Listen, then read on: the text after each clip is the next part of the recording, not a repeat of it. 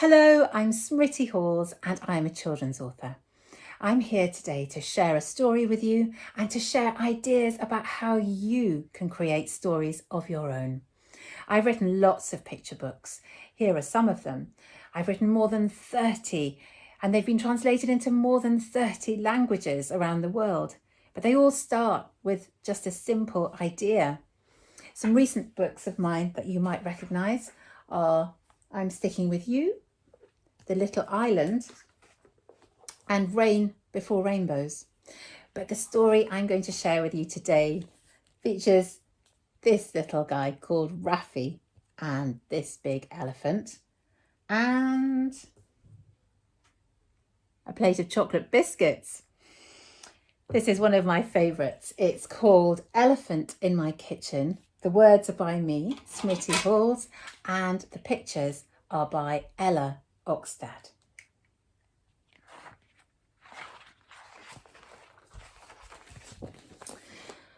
There's an elephant in my kitchen. It's true, I kid you not. She's found the chocolate biscuits. She's eaten up the lot. When I asked politely who had let her in, she lifted up her great big trunk and put me in the bin. Oh dear, Raffi doesn't look too happy about that, does he? I'm not surprised. I wouldn't like to be put there. A gorilla's in my bedroom. He's pulling out my toys. He's made the most enormous mess and loads of noise. A rhino's reading stories while bouncing on the bed. A panda's playing badminton with knickers on his head. Can you see that? This bedroom looks like complete chaos. I wonder if that's what your bedroom looks like at home. I hope not. Oh dear, we're in the kitchen now. And it says a polar bear is in the freezer eating our ice cream. She's licking all my lollies. It makes me want to scream. A penguin's pecking popcorn. A wolf is wolfing cake. A chimpanzee is mixing up banana chocolate shake. The skipping rope is tangled and my water pistol's gone. Help, the hippo's got it. What is going on? Raffi is really getting cross now, isn't he? And really frustrated. Can't understand what these animals are doing here. It's hours past my bedtime, but the frogs have started croaking.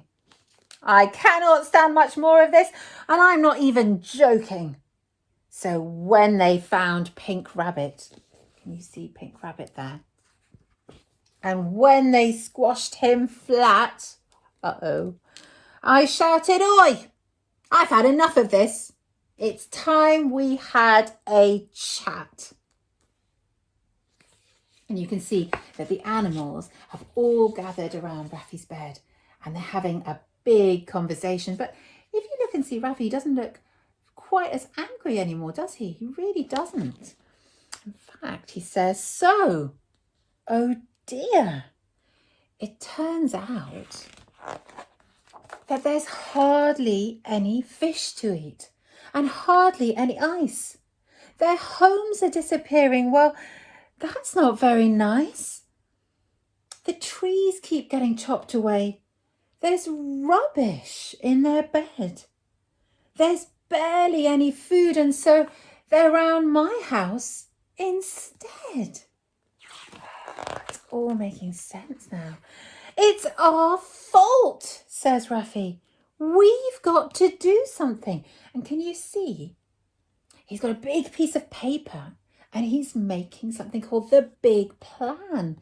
And he's invited all his friends around and they are thinking of ways that they can protect the planet and all the creatures who live on it. Isn't that brilliant? So they're writing all their ideas here and they're using their combined ideas to make this big plan. Raffi says, "We've got to do something because tigers live in forests, not on our settee." You see that tiger has got the remote control and looking far too comfortable, I think. Yes, tigers live in forests and not on our settee. Whales should not take bubble baths. They should be in the sea. Elephants drink water, not my fizzy pop. Snow leopards need the mountain tops. This has got to stop. Look at this snow leopard. He's snuggled up in Raffy's bed and he's got all Raffy's cuddly toys around him. Raffy says, we'll make their houses cosy. We'll make them safe and strong.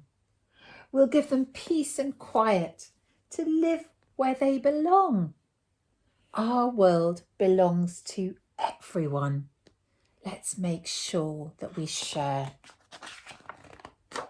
Let's work to save our planet and show them that we care. And you can see that he and all his friends are busy recycling things, gathering up all their toys to swap and really trying to make a difference.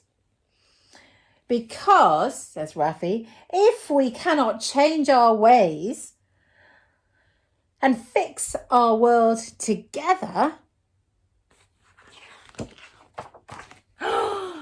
the animals will have to come and live with me forever.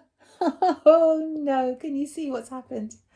All the animals have completely moved in and they are inhabiting every room in the house. In fact, the house is so full that there's only room for Raffy to sit on the roof. And I don't think that's a very good solution, is it? I hope you enjoyed that story. It's got quite a serious issue at the heart of it, but luckily here's Raffy's big plan that he's made together with all his friends, and that's a really happy outcome, isn't it? Because this is full of ideas about how he and they are going to protect the planet and all their friends on it. And they've got really great ideas like picking up litter, swapping toys instead of throwing them away, not using plastic straws anymore, doing lots of walking and cycling, planting more trees. They've got lots of good ideas, recycling, reusing things. I love this one. Protect the bees, it says. That's really important, isn't it? And this is funny. There's a picture that Ella's drawn of a compost heap and it says, feed the worms. There are lots of really great ideas there, but I'm sure that you and your friends would be able to think of lots of good ideas too. I wonder if you'd like to put your mind to that. It was a real pleasure reading that story to you. I hope you enjoyed it.